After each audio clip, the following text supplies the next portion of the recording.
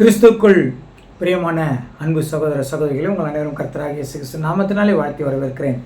இந்த அருமையான நாளை காணும்படியாய் செய்த பிதாவாகிய தேவனுக்கு இயேசு கிறிஸ்து மூலம் நன்றிகளை எடுப்போம். இந்த நாளிலும் நாம் பார்க்க இருக்கிற வேத பகுதி, அவளை விட்டு வெளியே வா. யாரை விட்டு? நாம் கடந்த நாட்கள் அந்தி கிறிஸ்து குறித்து பார்த்தோம். அந்தி கிறிஸ்து இனி வருவான் என்றது தவறு.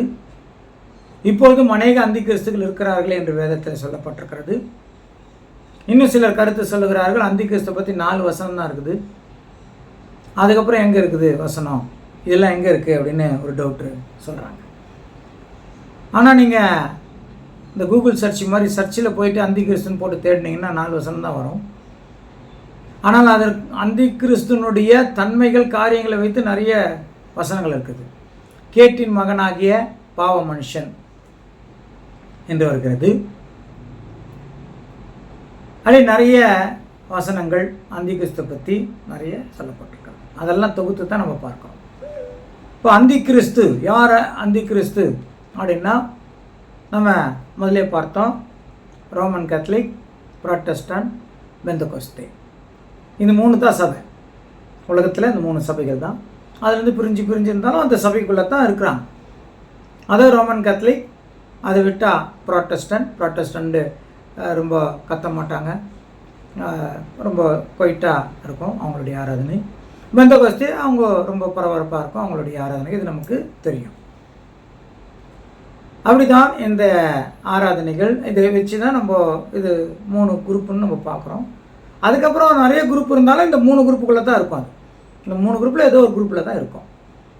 இது தான் நம்ம வெளிப்படுத்தின புத்தகம் 13ஆம் அதிகாரத்தில் பார்த்தோம். அந்த சமுத்திரத்திலிருந்து வந்த மிருகம், அது ரோமன் கேத்தலிக் குறிக்கிறது. பூமியிலேருந்து வந்த மிருகம் புராட்டஸ்டன்ட், பெந்தகோஸ்தேவை குறிக்கிறது. அப்போது இவங்க என்ன செய்கிறாங்க அப்படின்னா, அந்த சமுத்திரத்திலிருந்து வந்த மிருகத்திற்கு ஒரு சொரூபம் உண்டாக்கி அதுக்கு உயிர் கொடுக்குற வேலையை இந்த ஆட்டுக்குட்டி, பூமியிலேருந்து வந்த ஆடு, 2 கொம்பு இருக்கிற ஆடு, அந்த 2 கொம்பு தான் புராட்டஸ்டன்ட்டு, பெந்தகோஸ்தே. ஆடு இயேசு கிறிஸ்துவை குறிக்கிறது. இயேசு கிறிஸ்துவை மையமாக வைத்து உருவாக்கப்பட்ட அந்த 2 சபைகள். இதனுடைய நோக்கமே அந்த அந்தி கிறிஸ்து ஆகிய அந்த போப்பசி என்ற அந்த அமைப்புக்கு உயிர் கொடுக்கணும். ஏனென்றால் அவர் உலகத் தலைவர் ஆக்கணும் என்று தான் அவங்களுடைய திட்டம். அப்படியே நம்ம அடுத்ததில் நம்ம பார்த்தோம். வெளிப்படுத்துகிற புத்தகத்தில் பார்க்கும்போது அங்கே இன்னும் தெளிவாக அங்கே சொல்லப்பட்ட காரியங்களை நாம் பார்க்குறோம். அப்படியே அந்தி கிறிஸ்து என்கிற அந்த அமைப்பு 3 சபைகளும் சேர்ந்திருக்கிறது. அதாவது உலகத்தில் இருக்கிற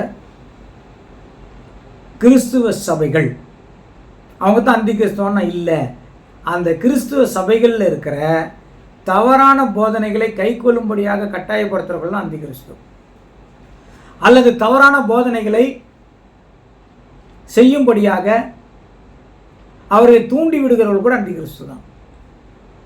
அல்லது வேதத்தில் இல்லாதவைகளை நம்பும்படியாக அதை ஒரு ஆர்டராக பண்ணால் கூட அந்தி கிறிஸ்து தான். பைபிளில் டைரக்டாக இதை செய்யாதுன்னு சொன்னால் செய்யக்கூடாது, அவ்வளோதான். எல்லா ஆங்கிள்லையும் எதை செய்யக்கூடாதுன்னு தேவன் தெளிவாக கூறியிருக்கிறார் என்றதாக நாம் பார்க்கிறோம். அதனால் நம்ம அடுத்ததாக நாம் பார்த்தோம், அந்தி கிறிஸ்து யாருன்னா வெறும் போப்பஸ் என்ற அந்த ஒரு அமைப்பு மட்டும் இல்லை.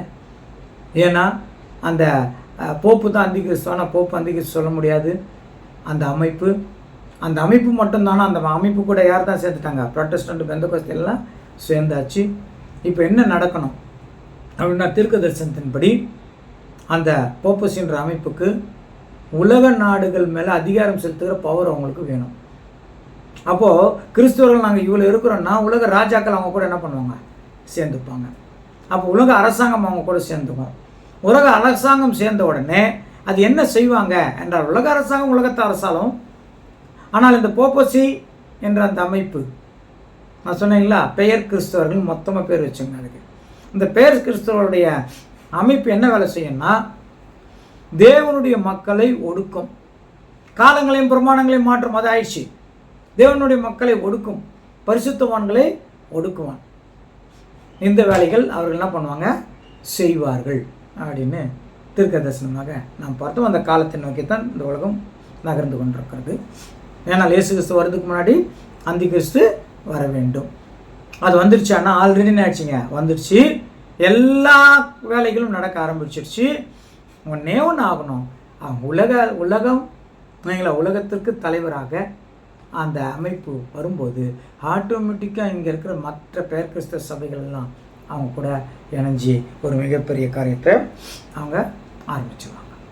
அதுக்கான காலங்கள் போக ஆரம்பித்து விட்டது அப்படின்னு பார்த்தோம். அதன் பிறகு அந்த ஸ்திரீ என்ன சபை தனித்தனியாக சொல்லி அப்புறம் ஒரே சபையாக அதை மாற்றிட்டாங்க. ஒரே சபையாயிடுச்சு இல்லைங்களா? 13வது வசனத்துலேருந்து நம்ம ஒன்றா பார்க்கும்போது தனித்தனியாக அது ஒரே சபையாயிடுச்சு. முதல்ல கடல்லேருந்து வந்த மிருகம், அப்புறம் பூமியிலேருந்து வந்த மிருகம், ரெண்டுமே சேர்ந்து அது நிலக்கு 666 முடிச்சிருவாங்க. இப்போ எல்லாம் சேர்த்து ஒரு மிருகமாக சொல்கிறாங்க. ஒரு மிருகமாக 17வது அதிகாரத்தில் வெளிப்படுத்தல எல்லாம் சேர்த்து ஒரே மிருகமாக சித்தரிச்சுட்டு வராங்க. வாசிக்கலாங்களா? வெளிப்படுத்தல் 17:11.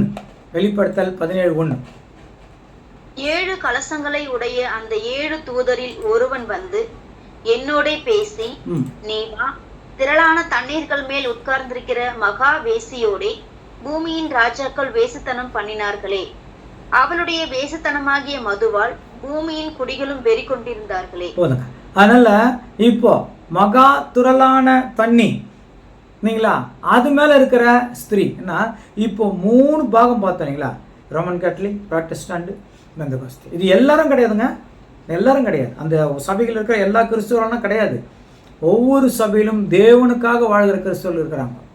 அதுதான் உண்மையுள்ள சபை இல்லைங்களா? அவங்க தான் உண்மையுள்ள சபை. ஒவ்வொரு சபையிலும் இருக்கிறாங்க. அவங்கள தேவன் கரெக்டாக செலக்ட் பண்ணுவார். அவர் வசனம் சொல்லியிருக்காங்க இல்லைங்களா? யோவானில் சொல்லும்போது சொல்லுவாங்க இல்லைங்களா? அவர் குரலுக்கு அவர் ஆடுகள் செவி கொடுக்கும், அவைகளை வெளியே அழைத்து வந்து நல்ல தண்ணி நல்ல ஆகாரம்லாம் தேவன் என்ன பண்ணுறாரு, கொடுத்துட்ருக்காங்க. ஒவ்வொரு சபையிலும் நல்ல கிறிஸ்தவர்கள், உண்மையான கிறிஸ்தவர்கள் இருக்கிறார்கள். அதை விட்டு இயேசு கிறிஸ்துவின் நாமத்தினால வச்சுக்கிட்டு, இயேசு கிறிஸ்துவின் பெயரை வச்சுக்கிட்டு ஏமாற்றுகிற அல்லது வேதத்துக்கு விரோதமாய் பேசுகிறவர்கள் தான் அந்தி கிறிஸ்துன்னு இங்கே சொல்கிறாங்க. இது இன்னும் டீட்டெயில் நம்மளுக்கு இருக்குது. ஓகே, அடுத்த வசனம் வாசிக்கலாம். அவளுக்கு வருகிற ஆக்கினையை உனக்கு காண்பிப்பேன் என்று. இந்த அவள் யார் தெரியுங்களா? ஒரு சபை. இப்போ 3 சபை ஒன்றாயிடுச்சு. ஏன்னா இவர்கள் ஒரே யோசனை உள்ளவர்கள், ஒரே யோசனை தான். சும்மா பேருக்கு அங்கே ஒரு இடத்துல விக்கிர வணங்கத்தில், ஒரு இடத்துல நாங்கள் கத்தி வர்ஷிப் பண்ணுறதில்ல, ஒரு இடத்துல கத்தின உங்களை வர்ஷிப் பண்ணுவோம். எல்லாமே ஒரே யோசனை தான் இல்லைங்களா? ஒரே விஷயத்தை பற்றி தான் அவங்களுக்கு மைண்டில் இருக்கும். இவர்கள் ஒரே யோசனை உள்ளவர்கள். அதனால தான் அங்கே அவளுக்கு நேரிடும் ஆக்கினையை உனக்கு நான் என்ன பண்ணுவேன், காட்டுவேன். என்ன மாதிரியான சூழ்நிலையில் இந்த பெயர் கிறிஸ்துவ சபைகள்லாம் விழப்போகுது அப்படின்னு அங்கே காட்டிட்டு 3வது வசனம். ஆவிக்குள் என்னை வனாந்தரத்திற்கு கொண்டு போனான். அப்பொழுது 7 தலைகளையும் 10 கொம்புகளையும் உடையதும் தூஷணமான நாமங்களால் நிறைந்ததுமான சிவப்பு நிறமுள்ள மிருகத்தின் மேல் ஒரு ஸ்திரீ ஏறி இருக்க கண்டேன். இப்போ ஒரு ஸ்திரீ நாங்க அங்க ஏறி இருக்குது. ஓகே, ஆனால் ஆவிக்குள் என்னை வனாந்தரத்துக்கு கொண்டு போனால் அங்கே 7 தலைகளும் 10 கொம்புகளும் உடைய தூஷணமான நாமம் தரித்திருந்த இல்லைங்களா சிகப்பு நிறம் உள்ள மிருகத்தின் மேல் ஒரு ஸ்திரீ என்ன பண்ணுறாங்க. அப்போ அந்த ஸ்திரீனா சபை. அப்போ 7 தலை 10 கொம்பு இருக்கிற ஒரு இருக்கு. அது தலை மேலே ஏறி உக்காந்துக்குதுன்னா அந்த தலை அரசாங்கம். அந்த தலை அரசாங்கம். இங்கே நம்மளுக்கு விளக்குறாங்க. இந்த இடத்துல தீர்க்கதரிசனத்தை நம்மளுக்கு புரிய வைக்கிறாங்க. அந்த தலை ஒரு அரசாங்கம். அந்த அரசாங்கத்துக்கு மேலே இது என்ன பண்ணிடும், உட்காந்துரும். அது ஒரு ஸ்திரீனா ஒரு சபை. அந்த சபை தான் விழுந்து போன சபை, அதுதான் பெயர் கிறிஸ்தவ சபை. இது ரெண்டுத்துக்கும் என்ன அர்த்தம்னா, வேதத்தை மாற்றி பேசுகிறவர்கள், வேதத்தில் இல்லாததை விசுவாசிக்க வேண்டும் என்று கட்டாயப்படுத்துகிறவர்கள் அர்த்தம். பைபிளே இல்லைங்களா ஓரம் வச்சுட்டு வேற கதையெல்லாம் என்ன பண்ணுறதுங்க செய்கிறது சொல்லிருக்கிற ஒரு சபை. அதனால் அப்படிப்பட்ட சபையில் என்னெல்லாம் நடக்கும் அதை பற்றி தான் அங்கே ஒவ்வொன்றா சொல்லிகிட்டே வரோம். இப்போ அந்த திரளான தண்ணி என்னென்னு பார்க்கலாங்களா? 15வது வசனம் வாசிங்களும். அது 15.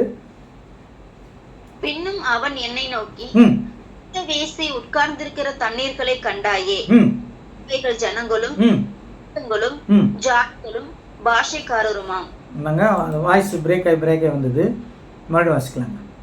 பின்னும் அவன் என்னை நோக்கி, ம் அந்த வேசி உட்கார்ந்திருக்கிற தண்ணீர்களை கண்டாயே? ம் அவைகள் ஜனங்கள்னா உலக மக்கள். நான் சொன்னேன் இல்லைங்களா, அந்த உலக மக்களே போப்பசி ஏற்றுக்குவாங்க. ஏன்னா அவர் ரொம்ப நியாயமாக பேசுகிற மாதிரி இருக்கும் எல்லா விஷயத்தையும். இப்போ ஏற்கனவே உலகத்தில் போர் நடக்கும்போது இவர் போய் தலையிட்டு அதெல்லாம் செய்யக்கூடாது, ஏன் அதெல்லாம் பண்ணுறீங்க, தேவனுக்கு அதெல்லாம் பெரிய இல்லை சொல்லும்போது உலக நாடுகள்லாம் போப்பு இப்படி பேசுகிறாருன்னு ஆச்சு. அவர் பேசுனதுக்கப்புறம் வர போக்கு இன்னும் நிறைய விஷயங்கள் செய்வாங்க, அதெல்லாம் கரெக்டாக இருக்கும். அதனால் உலக நாடுகள் அவங்க பக்கம் போயிடுவாங்க, அவர் ரொம்ப சப்போர்ட் பண்ணுவோம். அப்போ தான் அவர் மேலே வர முடியும் இல்லையா? தீர்க்கதரிசனம் நிறைவேறணும்.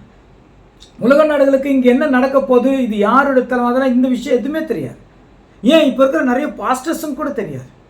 அவங்களுக்கு இதெல்லாம் நம்மளுக்கு வேணாம்ப்பா, நம்ம விசுவாசிக்கணும் சரிங்களா, நல்ல விசுவாசத்தில் நம்ம வளர்ந்தா போதும், அது போதும் அப்படின்ட்டு நம்ம என்ன பண்ணிடுறாங்க, விட்டுறாங்க, இக்னோர் பண்ணிடுறாங்க. இந்த தீர்க்கதரிசனம் நிறைவேறணும். அப்போ நிறைய உலக நாடுகள் அங்கே உலக மக்கள் எல்லாம் அவருக்கு வந்துடுவாங்க. அதான் ஜனங்களும் அப்புறங்க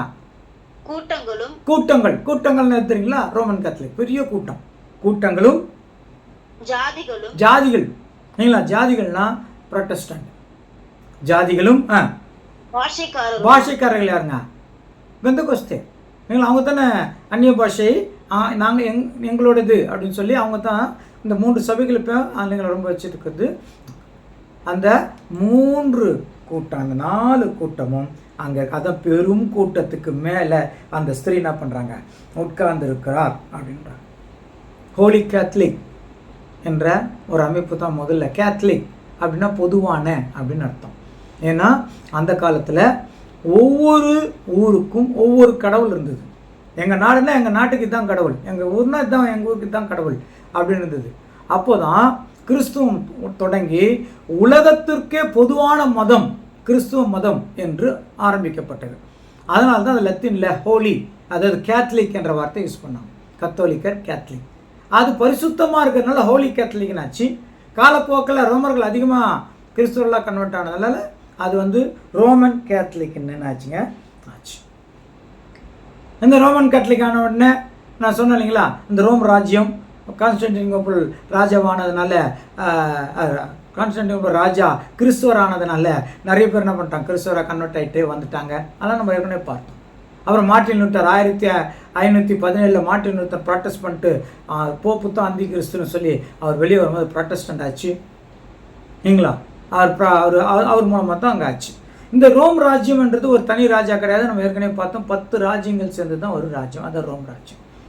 இது ஏற்கனவே ஒரு தீர்க்கதரிசனம் நிறைவேறிச்சு. இப்போ 2வது தீர்க்கதரிசனம் வெளிப்படத்தில் சொல்லப்பட்டிருக்கிற தீர்க்கதரிசனம் நிறைவேற போகிறது.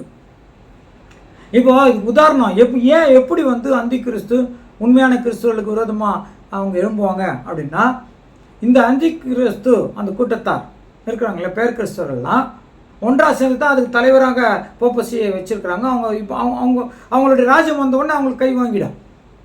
அப்போ உண்மையான கிறிஸ்துவர்கள் ஒடுக்குவாங்க. இது எதுன்னா எசேபேல் கதை பார்க்குறோம். எசேபேல்ன்ற ஒரு ராணி இல்லைங்களா, இந்த ஆகாய திருமணம் பண்ணதுனால அவங்க ராணி ஆயிட்டாங்க. அவங்க ராணின்ற பவரை வச்சுக்கிட்டு இல்லைங்களா 850 போலி தீர்க்கதரிசிகளை சம்பளம் கொடுத்து வச்சுட்டு உண்மையான தீர்க்கதரிசிகள் என்ன பண்ணாங்க, கொலை பண்ணாங்க. அவங்களுக்கு கொலை பண்ணுறது எங்கேருந்து அதிகாரம் வந்துச்சுன்னா அந்த ராஜாவுக்கும் மனைவின்றதுனால. அப்படியே இந்த சபை கூட என்ன பண்ணோம்னா அரசாங்கத்தை கூட சேர்ந்துக்கிட்டு மக்களை உண்மையான கிறிஸ்தவர்களுக்கு விரோதமாக இருக்கும். மற்றவங்களுக்குலாம் நல்லா ரொம்ப நல்லவங்க மாதிரி இருக்கும், ஆனால் உண்மையான கிறிஸ்தவர்களுக்கு விரோதமாக இருக்கும். இவங்க உண்மை கிறிஸ்தவர்களாக பேர் கிறிஸ்தவர்களான்றது உலக மக்களுக்கு தெரிய போகிறதில்ல, உலக ராஜாக்களுக்கு தெரிய போகிறதில்ல, அது தெரியாது. ஆனால் இவங்களுக்கு உலக லெவலில் ரொம்ப மக்கள் சப்போர்ட் இருக்கிறாங்கன்னு அந்த ராஜாக்கள் அவங்கள என்ன பண்ணுவாங்க, தலை மேலே தூக்கி வச்சுக்குவாங்க. அப்படியே இந்த கடைசி காலத்தில் கூட நடக்க போகுது. மறுபடியும் 10 ராஜ்யம் ஒன்றாக சேரப்போகுது. ரோம் இல்லையே, திருப்பி அந்த ராஜ்யம் என்ன போகுது, ஒன்றாக சேரப்போகுது. அதுக்கான வேலைகள் தான் இப்பொழுது நடக்க ஆரம்பித்திருக்கிறது. அதனுடைய வேலைகள் தான் ஸ்டார்ட் ஆயிடுச்சு. எவ்வளோ ஸ்டார்ட் ஆகிருக்குது அப்படின்னா, திருப்பி அந்த 10 ராஜ்யம் வர்றதுக்கு ஒரே கரன்சி கொண்டு வந்தாங்க, யூரோ. அந்த கரன்சி பேர் டாலரோட விலை ஜாஸ்தி. அந்த 10 ராஜ்யங்கள் இன்னும் கொஞ்சம் பேச்சுவார்த்தையில் இருக்குது. ஆயிட்டாக்கா அந்த 10 நாடுகள், ஜெர்மனி, இட்டாலி எல்லாம் அப்படியே நாடுகள்லாம் சேர்ந்து 10 நாடுகள் ஏற்கனவே நான் சொல்லியிருக்கிறேன். நீங்கள் இதுக்கு முன்னாடி இருக்கிற எபிசோடில் பார்த்தீங்கன்னா உங்களுக்கு தெரியும். அந்த 10 நாடுகள் எல்லாம் ஒன்றா சேர்ந்து நாம் ஒரே என்னங்க கண்ட்ரியாக ஒரு ரோம் ராஜ்யம் மாதிரி திருப்பி அந்த 10 நாடுகள் ஒன்றா சேர்ந்த உடனே இப்போ அமெரிக்காலாம் வல்லரசாக இருக்கலாம், அதெல்லாம் போயிடும். இந்த 10 நாடுகள் தான் நிற்கும். அப்போ ரோம்னு அதுக்கு பேர். இப்போ வரப்போகிறதுக்கு ஐரோப்பியன், அது யூரோப் கண்ட்ரின்னு பேர். இப்போ கண்ட்ரி ஆஃப் யூரோப் நீங்கள் வாங்குகிற எல்லா எலக்ட்ரான் குட்ஸ்லையும் பாருங்கள் சிஇன்னு போட்டிருப்பாங்க. கண்ட்ரி ஆஃப் யூரோப்பு ஸ்டாண்டர்ட் பண்ணிட்டாங்க, உலகம் ஃபுல்லாக பரவிடுச்சு. இன்னும் உலகத்துக்கு அவங்க தான் அதிகாரத்துக்கு என்ன பண்ண போகிறாங்க, வரப்போகிறாங்க. அவங்க 10 பேருக்கு மேலே யாருன்னா அந்த போப்பசி அமைப்பு வந்துடும்.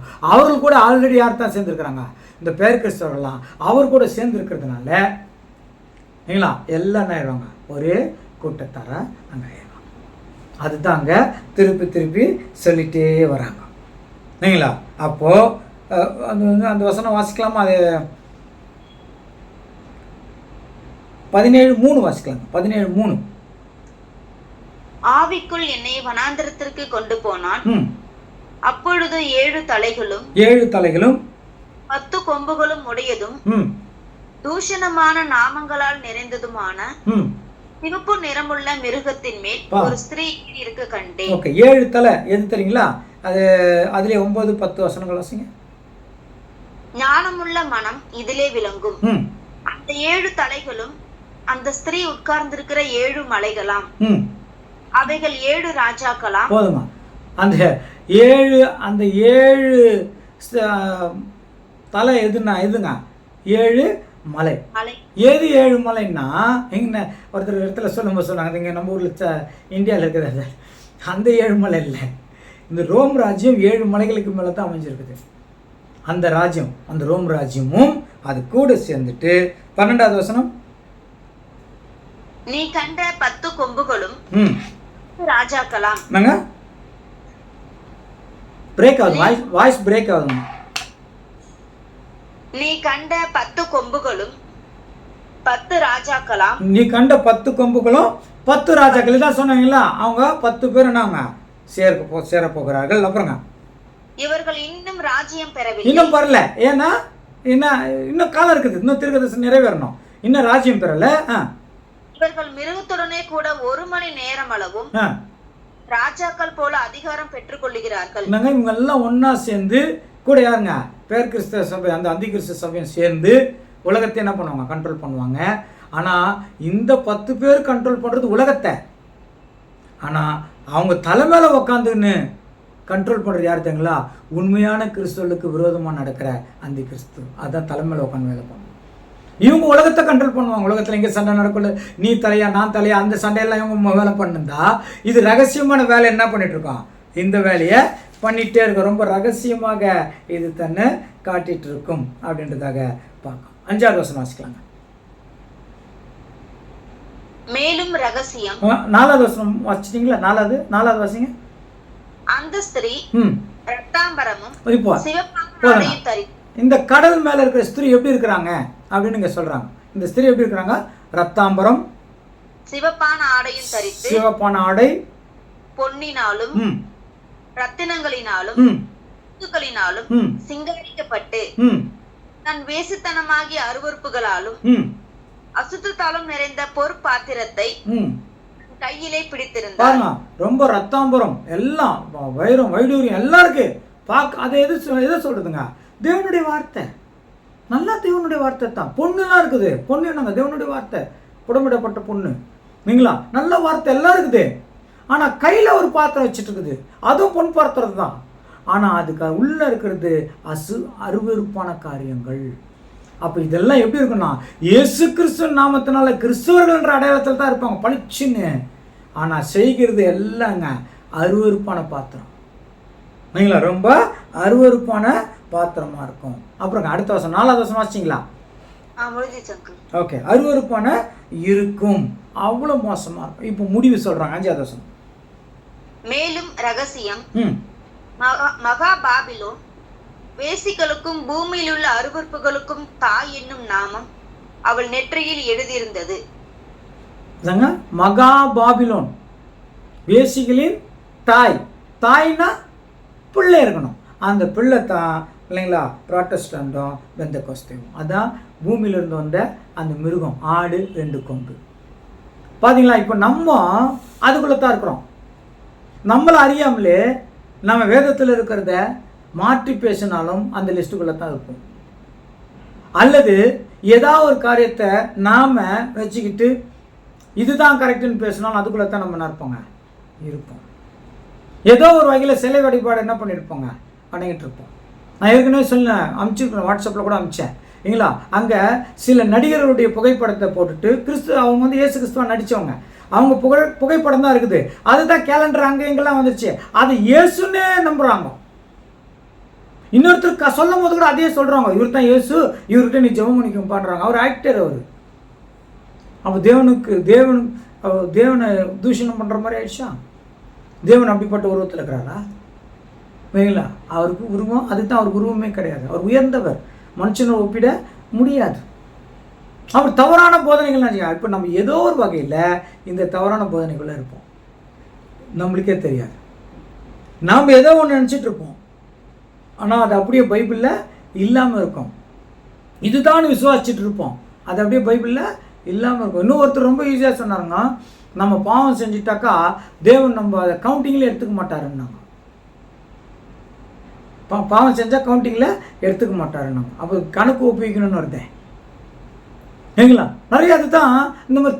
அதாவது தன்னுடைய சுய யோசனையில் செயல்படுகிறவர்களும் அந்தி கிறிஸ்து. ஏன்னா தேவனுடைய உண்மையான வார்த்தையை தூஷிக்கிறவர்களாயிரும். அல்லது பைபிள் இருக்கிறத மாற்றி பேசினாலும் அவங்க நாங்கள் அந்தி கிறிஸ்து. ஏனென்றால் அது உண்மைத்தன்மை புரியாமல் பேசுகிறார்கள். அப்போ அப்படித்தான் நாம் கூட இருந்திருக்கிறோம் பாருங்க. அதான் நாங்கள் சொல்லும்போது ரத்தாம்பரம் இன்னைக்கு இருக்கிற சபைக்கு நாங்கள் பயங்கர சொத்து இருக்குது. எல்லாம் தானே பார்க்குறாங்கப்பா, என்ன சொத்து, எவ்வளோ பெரிய சர்ச் கட்டுறாங்க, எவ்வளோ பெரிய சர்ச்சு கட்டியிருக்கிறாங்க, ஒரே டைமில் 1 லட்சம் பேர் உட்காரலாம், 10 லட்சம் பேர் உட்காரலாம் அப்படிலாம் பெருமையாக என்ன பண்ணுறாங்க. அப்போ அவ்வளோ பணம் இருக்குது. ஆனால் இயேசு கிறிஸ்து சொல்கிறாரு, தலை சாய்க்கிறதுக்கு கூட எனக்கு என்ன இல்லை, அவர் ஃபாலோயர்ஸ்லாம் பணக்கார ஆகிட்டாங்க. இந்த பூமியில் எனக்கு என்ன கிடைக்குதோ அது கிடைச்சா போதுன்னு இயேசு கிறிஸ்து சொல்லிட்டு போயிட்டார். எல்லாத்தையும் விடுங்கன்னாரு. ஆனால் இப்போ எல்லாத்தையும் வேணுன்றது வந்துச்சு, தவறான போதனை ஆயிடுச்சா? இப்போ எல்லாத்தையும் விடுங்கன்னு சொன்ன இயேசு கிறிஸ்து எல்லாத்தையும் கொடுப்பாருன்னு நினைக்கிறோம். இது தவறான போதனை இல்லையா? யோசனை பண்ணி பாருங்க. ஆனால் எல்லாம் நினச்சிங்க டோட்டலாக சேஞ்ச் ஆயிடுச்சு. டோட்டலாக எல்லா விஷயங்களுக்கும் இல்லைங்களா குழப்பம் வந்துடுச்சு. இந்த விஷயத்தில் நாமளும் இருந்தோம், இப்பவும் இருக்கிறோம். அதுதான் தேவன் நம்ம கூட பேசிகிட்டு இருக்கிறார். அதனால தான் சொல்கிறாரு, வேதத்தில் இருக்கிறது தான். நான் நிறைய இடத்துல நான் பைபிள் ஸ்டடிக்கு போகும்போதெல்லாம் அங்கே சொல்கிற ஒரே ஒரு வார்த்தை தான், நான் சொல்கிறேன்னு தயவு செய்து கேட்காதீங்க, பைபிள் இருக்குதா பாருங்கள். என்னுடைய சொந்த யோசனை ஏதாவது நான் சொன்னேன்னா நீங்கள் உடனே கேளுங்க, நான் விட்டுடுறேன். என்னை நான் அறியாமல் கூட வரலாம், விட்டுடுறேன். ஓப்பனாக சொல்கிறது. ஆனால் நான் சொன்னேன்னு நீங்கள் என்ன பண்ணிடக்கூடாது, கேட்கக்கூடாது. ஏன்னா தேவன் தீர்ப்பு செய்யும்போது ஆமோஸ் சொன்னார்னு நான் கேட்டேன்னு சொன்னோம்னா அதை ஏற்றுக்கிறது இல்லை தேவன். நான் உன்கிட்ட கொடுத்துருக்கல கருப்பு வெள்ளை புத்தகத்தில் என்ன இருக்குது, அது என்ன போதிச்சுது, அதை கேட்டாயா, அது உனக்கு எந்த அளவுக்கு புரிஞ்சுது, அதைத்தான் தேவன் என்ன பண்ணுவார், கணக்கெடுப்பார். அவர் சொன்னார், ஓகே அவர் சொல்கிறது பைபிள் இருக்குதான்னு செக் பண்ணியா, அதன்படி இருக்குதான்னு பார்த்தியா, இல்லை அவர் சொல்கிறான்றதை மட்டும் ஏற்றுக்கிட்டியா, இல்லை அவர் சொல்கிறது பைபிள் இருக்குது அதனால் ஏற்றுக்கிட்டியா, அதெல்லாம் தேவன் என்ன பண்ணுவாங்க. ஏன்னா இயேசு கிறிஸ்துவின் காலத்திலேருந்தே அப்படியே என்ன பண்ணிட்டாங்க தேவன், எதை சொன்னாலும் அது எதில் இருக்கணும், பைபிளில் இருக்கணும். ஆனால் அது இல்லை. அதுதான் இல்லைங்களா. 5வது வசனம் மட்டும் வாசிக்கலாங்க. மேலும் ரகசியம். அதனால அந்தி கிறிஸ்து வந்து எல்லாருக்கும் புரியாதுங்க. அந்தி கிறிஸ்து எல்லாருக்கும் புரியாது இல்லைங்களா. அது ரகசியம், அது தேவனுடைய பிள்ளைகளுக்கு மட்டும்தான் புரியும். நான் சொன்னீங்களா, ஒவ்வொரு சபையிலும் தேவனுடைய பிள்ளைகள் இருக்கிறாங்க பாருங்க, அவங்களுக்காகத்தான் தேவன் இதை பேசிட்டு வரேன். ஏன்னா சபை சாத்தான் கைக்கு விழுந்துடுச்சு. அவன் எப்படிலாம் சாத்தான் அந்த மக்களை மோசம் போக்க முடியுமோ அப்படிலாம் என்ன பண்ணுறான், அவன் மோசம் போக்குறான். அதை நம்பி அம்மாந்துருக்குறாங்க. ஆனால் தான் சொன்னாங்க, இயேசு கிறிஸ்துக்கிட்டே போய் உன் நாமத்தினால பிசாசுகளை துரத்தணுமே, உன் நாமத்தினால அநேகத்தை அடையாள அற்புதங்கள் செய்தோமே, உன் நாமத்தினால தீர்க்க தரிசனம் உரைத்தோமே அப்படின்னா, அக்கிரமம் செய்கைக்காரர்களே நீங்கள் யாருன்னு என்று எனக்கு தெரியாது, என்னை விட்டு அகண்டு போங்கன்றார் இயேசு கிறிஸ்து. அவங்களுக்கே தெரியல, கடைசி காலத்தில் தெரியும். அதனால் தேவனு வசனத்தை இல்லைங்களா வாசிக்க சொல்கிறார். புரிஞ்சுக்கோங்க. வாசிக்க முடியலன்னா யார் மூலமாவது கேட்கும்படியாக செய்கிறாரு. அதையும் புரிஞ்சிக்கலன்னா ஒன்றும் பண்ண முடியாது. அதுக்கு தான் ஊழியக்காரர்கள் தேவனை ஒன்று நினச்சார். அவர் டக்குன்னு உன்னை எனக்கு தெரியாதுப்பா அதெல்லாம் சொல்கிறதுக்கு வாய்ப்பே இல்லை. ஏதோ ஒரு வகையில் யார் மூலமோ தேவன் என்ன பண்ணியிருப்பார், பேசிக்கிட்டே இருப்பார். அதனால தான் சொல்லும்போது அங்கே அந்த ஸ்திரியை பற்றி சொல்லும்போது அவங்க எப்படி இருக்கிறாங்கன்னா மறுபடியும் வாசிக்கலாங்க. அது ரகசியம். அப்புறங்க பாபிலோன் வேசிகளுக்கும் வாய்ஸ் பிரேக் ஆகுது, மறுபடியும் சொல்லுங்க. மேலும் ரகசியம் மகா பாபிலோன் வேசிகளுக்கும் பூமியில் உள்ள அருவருப்புகளுக்கும் தாய் என்னும் நாமம் அவள் நெற்றியில் எழுதியிருந்தது. மகா பாபிலோன், மகா பாபிலோன்ற வார்த்தை போட்டிருக்கணும். பாபிலோன் என்ற வார்த்தை எதுல இருந்து வந்ததுன்னா பாபில். இந்த பாபில் கோபுரத்தை பற்றி தெரியும் இல்லையா? ஆதாம் ஏவாளுக்கு அப்புறம் இல்லைங்களா முதலாம் உலகத்தில் இவங்க என்ன பண்ணாங்கன்னாக்கா எல்லாருக்கும் ஒரே பாஷை தான் இருந்தது. இவங்க ஒரு பெரிய பில்டிங் கட்டி தேவனுக்கு மேலே உயர்ற மாதிரி நிலைமைக்கு ஆயிடுச்சு. அப்போ தேவனு இல்லைங்களா அதை ஸ்டாப் பண்ணுன்றதுக்காக எல்லார் பாஷையும் வேறு வேறு பண்ணிட்டார். வேறு வேறு பண்ண உடனே ஒருத்தர் பேசுறது இன்னொருத்தருன்னு ஆயிடுச்சு. புரியல, குழப்பம் வந்துச்சு. பில்டிங் கட்டுறது என்ன பண்ணிட்டாங்க, ஸ்டாப் பண்ணிட்டாங்க. அப்புறம் பாபில் அப்படின்னா குழப்பம்னு அர்த்தம், பாபிலோன்னா குழப்பவாதிகள்னு அர்த்தம். அதுதான் பேர் கிறிஸ்தவ சபைகள். பாபிலோன் குழப்பம். எந்த விஷயத்தை கேளுங்க ஆன்சரே தெரிய மாட்டேங்குது. அதுக்கு ஏதோ சொல்லி என்ன பண்ணுறாங்க, அதை முடிச்சிடுறாங்க. பதில் தெரியல. ஆத்துமா சாகாது, பைபிளில் சாகம்னு இருக்குது, அது அப்படி இல்லை இப்படி இல்லை இப்படி அப்படி அப்படின்னாங்க. அங்கே சரியான விளக்கம் சொல்ல முடியல. நரகத்தில் போட்டு நரகத்துக்கு போகாத இருக்கிறதுக்காக நரகத்தில் உங்களை சித்திரவதைப்படுத்துவார். ஆனால் தேவன் அன்புள்ளவருக்கு தப்பா நீ சித்திரவதைப்படுத்துவார்ன்றாலும் அதுக்கு வேற கதை சொல்கிறான். தேவனுடைய கோபம் ஒரு நிமிஷம்னு போட்டிருக்குது, நீங்கள் நித்திய காலங்கள் அதுக்கு ஒரு கதை சொல்கிறாங்க. ஒன்றாகி மெய்தேவனாகி உண்மையும் நீர் அனுப்பினவாக இயேசு கிறிஸ்துவ அறிவதே நித்திய ஜீவன் சொன்னாக்கா நம்மளுக்கு 2 தேவனு 3 தேவனு இப்போ 4 தேவனுக்கு 4 கடவுள் 5 6 வர ஆரம்பிச்சிருச்சு. புனிதர்கள்லாம் கடவுள் ஆயிட்டாங்க. அதுக்கு ஏன்னு விளக்கம் கேட்டா சொல்ல தெரியல. பைபிள்ல விக்கிரகங்களை வணங்கக்கூடாது அப்படின்னு இருக்கும்போது நீங்க ஏன் விக்கிரகங்களை வணங்குறீங்கன்னு ஒருத்தர் கேள்வி கேட்கும்போது விக்கிரகம்னா என்ன தெரியுங்களா, பண ஆசையான விக்கிரகம். பாருங்க வசனம் இருக்குது, பண ஆசை தாங்க விக்கிரகம்ன்றாங்க. ஆனால் அந்த விக்கிரகங்களை வணங்கக்கூடாதுன்னு ஒருத்தருக்கு பிரசங்கம் பண்ணாங்க இல்லையா, ஒரு கூட்டத்துக்கு பிரசங்கம் தானே பண்ணாங்க. பைபிள் இருக்குது இல்லையா, பிரசங்கம் பண்ணாங்க இல்லையா. அந்த பிரசங்கம் பண்ணவங்க இல்லைங்களா விக்கிரக ஆராதனையெல்லாம் விட்டுட்டு இயேசு கிறிஸ்துவை ஏற்றுக்கிட்டு வந்துட்டாங்க. அவங்களுக்கு அப்போஸ்தலர் அவர்கள் பிரசங்கம் பண்ணும்போது என்ன சொல்கிறாருன்னா, நீங்கள் விக்கிரகத்தை விட்டுட்டு வந்துட்டு நாங்கள் ரொம்ப பரிசுத்தமாயிட்டோன்னு நினச்சிக்காதீங்க, உனக்கு பண ஆசை இருந்து தான் நீயும் விக்கிரகத்தை வணங்குற மாதிரி தான். அப்போ விக்கிரகத்தை வணங்குறவங்களுக்கு என்ன பிரச்சனை வருமோ அதே பிரச்சனை உனக்கும் வந்துடும், எச்சரிக்கையாருன்னு சொல்கிறாரு. அது போயிடுச்சு. அப்படியே சொல்கிறாருங்க அவர். ஒருத்தர் வந்து விக்கிரகங்கள் இதுக்கு தாங்க வணங்க வேணாம், விக்கிரகம் வணங்க தப்பு இல்லைங்க. விக்கிரகத்தின் பெயர் கூட சொல்லக்கூடாது அப்படின்னா அங்கே செய்கிற ஒரு காரியம் கூட கிறிஸ்துவத்துக்குள்ள என்ன பண்ணக்கூடாது, வந்துடக்கூடாதுன்னா இன்னைக்கு தீபாவளி பொங்கல் ஆயுத பூஜை எல்லாம் நாங்கள் ஜெபம் பண்ணிட்டு போனால் தப்பு இல்லைன்னு ஆயிடுச்சு. ஆசை இல்லைங்களா, இதெல்லாம் நம்ம கூட என்ன பண்ணணும், செய்யணும். அதனால தான் சொன்னார், உலகத்தை நீ வெறுக்கணும், உலகத்தை நேசிக்கிறவன் எனக்கு பாத்திரம் நல்லன்ட்டார். வேதத்துக்கு விரோதமாயிடுச்சிங்களா. இப்போ இதெல்லாம் யாருங்க, பாபிலோன். தான் குழப்பம் அப்படின்னு ஆயிடுச்சு இல்லைங்களா. குழப்பம் அதிகமாக மாறியது. இது எப்படி ஆயிடுச்சுன்னா இன்றைக்கு பைபிளில் ஏசாயா புஸ்தகம் 4ஆம் அதிகாரத்தில் இருக்குதுங்க. எப்படி ஆயிடுச்சு இன்னைக்கு கிறிஸ்தவம் அப்படின்னா, இயேசு கிறிஸ்து வேணும், இயேசு கிறிஸ்து வேணும், ஆனால் அவர் சொல்கிற மாதிரி நான் கேட்க மாட்டேன். எதுக்கு உனக்கு அப்போ இயேசு கிறிஸ்து? இப்போ ஸ்திரீ அப்படின்னா சபைன்னு சொல்கிறாங்களா, அப்போ ஸ்திரீ அந்த விஷயத்தை வச்சு இந்த ஏசாயா 4ஆம் அதிகாரத்தில் சொல்கிறாங்க. ஏசாயா 4:1 வாசிக்கலாங்க. அந்நாளில் 7 ஸ்திரீகள் ஒரே புருஷனை பிடித்து, நாங்கள் எங்கள் சொந்த ஆகாரத்தை புசித்து எங்கள் சொந்த வஸ்திரத்தை உடுப்போம், எங்கள் நிந்தை நீங்கும்படிக்கு உன் பேர் மாத்திரம் எங்கள் மேல் விளங்கட்டும் என்பார்கள். சொல்றாங்க 7 ஸ்திரீனா 7 சபை.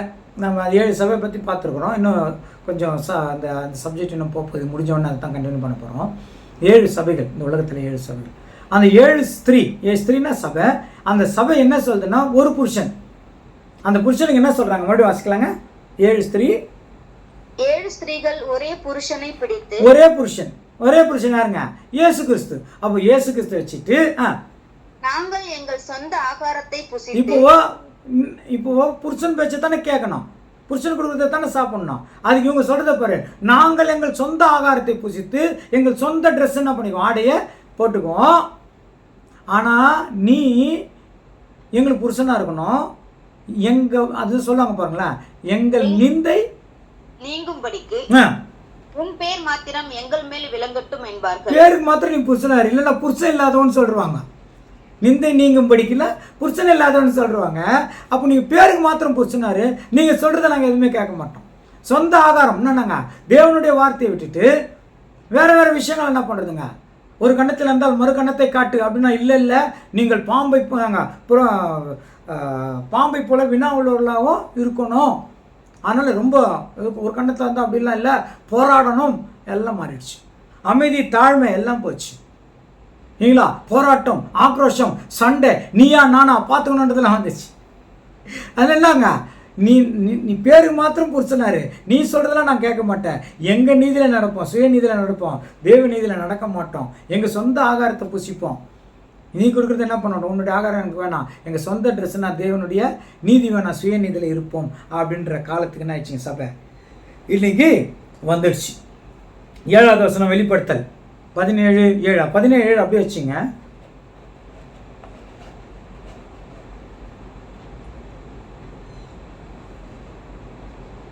அந்த ஸ்திரீயின் ரகசியம் சொல்றாங்க. 8வது வசனம் வாசிக்க முடியும்.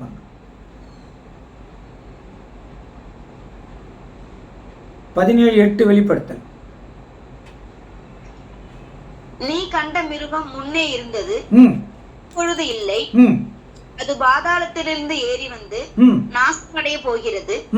உலக தோற்றம் முதல் ஜீவ புஸ்தகத்தில் பேரு எழுதப்பட்டிராத பூமியின் குடிகள் இருப்பதும் இராமற் போனதும் இனி இருப்பதுமாய் இருக்கிற மிருகத்தை பார்த்து ஆச்சரியப்படுவார்கள். ஜீவ புஸ்தகத்தில் பெயரிடப்படாத பெயர் கிறிஸ்தவர்கள் எல்லாம் கூட என்ன பண்ணுவாங்க, சேர்ந்துக்குவாங்க. இல்லைங்களா? பாதாளத்தில் இருந்து கீழேருந்து மேலே வந்து நாசம் அடைய போகுது. கொஞ்ச நாள்ல, ரொம்ப சீக்கிரத்தில் ஆயிடும். அது நாசம் பண்ண போகுதுன்னா, இன்றைக்கு இருக்கிற பெயர் கிறிஸ்தவ சபைகள்லாம் ஒன்றும் இல்லாமல் போகுது. தீர்க்க தரிசனங்க. இப்போவே நம்ம இப்போ நம்ம அதில் தான் இருக்கிறோம். இல்லைங்களா? இப்போவே நம்ம அந்த போதனைக்குள்ள என்ன பண்ணக்கூடாது, நம்ம தெளிவாச்சு. யாருன்னா ஏதாவது சொல்லிட்டு போட்டோம், பைபிள் இந்த வசனம் இப்படி இருக்குதுப்பா, இதை நான் ஏற்றுக்கிறேன், அவ்வளோதான்ப்பா, அப்படி வந்துடணும். இல்லைன்னா அவங்களுக்கு நேரிட வாதியை நம்மளுக்கு என்ன ஆகிடும், நேரிடும் என்று அங்கே சொல்கிறதாக நாம் பார்க்குறோம். இல்லைங்களா? அதான் 9, 10 ஏற்கனவே வாசிச்சிட்டோம் இல்லைங்களா? ஓகே. 13வது வசனம். இவர்கள் ஒரே யோசனை உள்ளவர்கள், இவர்கள் தங்கள் வல்லமையையும் அதிகாரத்தையும் மிருகத்திற்கு கொடுப்பார்கள். இவர்கள் ஒரே யோசனை உள்ளவர், ஒரே யோசனை. இல்லைங்களா? நம்ம சொல்றது தான் இந்த உலக ஜனங்கள் கேட்கணும். இவர் சொல்றத கேட்காதன்னு யார் சொல்றாங்களோ அவங்கள அழிச்சிடணும். கேட்டா தேவனுடைய ஆக்ரோஷத்துல அழிப்பார். தேவனுக்கு ரொம்ப கோவம் வந்துச்சு, நீ எனக்கு விரோதமா பேசணும், என்ன ஆக போறப்பார். தேவனை அடியாள் மாதிரி பேசுறாங்க. அவர் அன்பு உள்ளவர், அடியால் அவர். அப்படியான ஆக்ரோஷங்கள் வரும். அப்போ ஒரே யோசனை உள்ளவர்கள் எல்லாம் வந்துருவாங்க. கடைசியில் அரசாங்கமும் சேர்ந்துடும். அப்போது உண்மையானவர்களுக்கு விரோதமாக என்ன பண்ணுவாங்க, எழும்ப ஆரம்பிச்சிருவாங்க. உண்மையான கிறிஸ்துவர்களுக்கு விரோதம் எழும்பும் போது அப்போ அங்கே இயேசு கிறிஸ்து வருவார், அவங்களோடு கூட யுத்தம் பண்ணுவார். 14வது வசனம். இவர்கள் ஆட்டுக்குட்டியானவருடனே யுத்தம் பண்ணுவார்கள். ஆட்டுக்குட்டியானவர் கர்த்தாதி கர்த்தரும் ராஜாதி ராஜாவுமாய் இருக்கிறபடியால் அவர்களை ஜெயிப்பார். அதுதான் கடைசியில் அவர்களோடு கூட சேர்ந்து இயேசு கிறிஸ்துவோடைய சப்போர்ட்னால அவர்கள் ஜெயிப்பார்கள். இவங்க ஒன்றுமே இல்லை போவாங்க, எவ்வளோ மோசமான நிலைமைக்கு போவாங்க அப்படின்னா. ஓகே, 15வது வசனம் வாசிக்கலாங்க. பின்னும் அவன் என்னை நோக்கி, அந்த வேசி உட்கார்ந்திருக்கிற தண்ணீர்களை கண்டாயே. 16.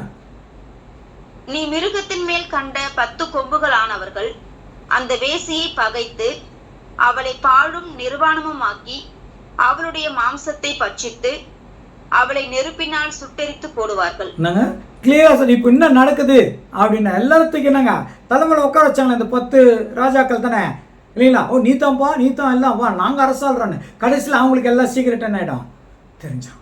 அப்போ அந்த மிருகத்தின் மேல் கண்ட 10 கொம்புகள் அந்த வேசியை பகைத்து, ஒரு கட்டத்தில் இந்த 10 ராஜாக்கள் தானே அவங்களுக்கு தூக்கி மேலே வச்சாங்க. இவங்க ராஜா கிடையாது.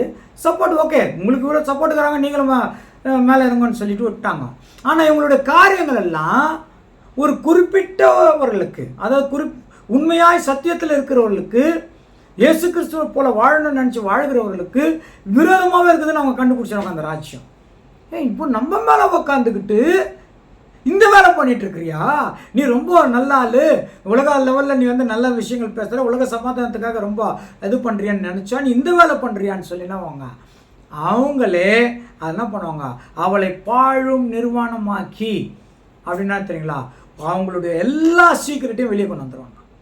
இவங்க தான் கிறிஸ்தவர்களுக்கு விரோதமாக நடக்கிறாங்க, உண்மையான கிறிஸ்தவர்களுக்கு விரோதமாக நடக்கிறாங்க, இவங்க தான் எல்லா கிறிஸ்தவர்களும் அக்கிரமணியம் பண்ணுறாங்க, இவங்களை நான் சும்மா விட மாட்டேன்னு அப்படி அவங்கள அப்படியே கவுந்துருவாங்க. அவங்க ஆப்போசிட் ஆகிடுவாங்க. அந்த ஸ்திரீக்கு ஆகிட்டு பாழும் நிர்வாணமாக்கி சுத்தமாக நெருப்பில் சுட்டரிப்பார்கள்னா சுத்தமான பண்ணிடுவாங்க, அழிச்சிடுவாங்க. அதாங்க சொல்லும்போது 17ஆவது வசனம், தேவன் தம்முடைய வார்த்தைகள் நிறைவேறும் அளவும் அவர்கள் தமது யோசனையை நிறைவேற்றுகிறதற்கும் ஒரே யோசனை உள்ளவர்களாயிருந்து தங்கள் ராஜ்யத்தை மிருகத்திற்கு கொடுக்கிறதற்கும் அவர்களுடைய இருதயங்களை ஏவினார். தேவன் தான் எல்லாம் பண்றாரு, தேவன் தான் பண்றாரு, இதெல்லாம் பண்றாரு. ஏன் பண்றாரு தெரியுங்களா, அப்போதான் எது தப்பு எது ரைட்டுன்னு உணர்ந்து கொள்ள முடியும். இன்னைக்கு நம்ம ஒரு ராஜ்யம் வரக்கூடாது, ஒரு ராஜ்யம் வரக்கூடாது, ஐயோ தேவன் இப்படி ஆகிட்டா அப்படி ஆகிட்டா, தேவன் தான் அந்த ராஜ்யத்தை வர வைக்கிறாரு. ஏன் கடைசி காலத்தில் இதெல்லாம் என்ன ஆகணும், உண்மையான கிறிஸ்தவர்கள் பேர் கிறிஸ்தவர்கள் யாருன்னு தெரியணும் இல்லையா, அதுக்கு தான் ராஜாக்களை தள்ளி ராஜாக்களை ஏற்படுத்துகிறார். எதுக்கு, உண்மையான கிறிஸ்தவத்துக்கு பேர் கிறிஸ்தவ வித்தியாசம் கண்டுபிடிக்கிறதுக்கு. தேவனுடைய ராஜா, உண்மையான ராஜா யாருங்க, இயேசு கிறிஸ்து. இயேசு கிறிஸ்து வரணும். அப்போ இங்கே இல்லை உண்மையான கிறிஸ்தவர்கள் யாருன்னு அவங்களே உணர்ந்து கொள்ளணுன்றதுக்காகத்தான் அவரே ராஜ்யங்களை என்ன பண்ணுறாருங்க, ராஜாக்களை தள்ளி ராஜாக்களை ஏற்படுத்துகிறார். அதனால் தேவன் தம்முடைய வார்த்தை நிறைவேறும் அவர்கள் தமது யோசனையை நிறைவேற்றும் அளவும் அவர்களுக்கு நாங்க ஒரே யோசனை உள்ளவர்களாக இருப்பாங்க. ஒரே யோசனை. அது ஒரே யோசனை என்ன தெரியுங்களா, 2 தீமோத்தேயு 3ஆம் அதிகாரம் 1ஆவது வசனம். 2 தீமோத்தேயு 3:1.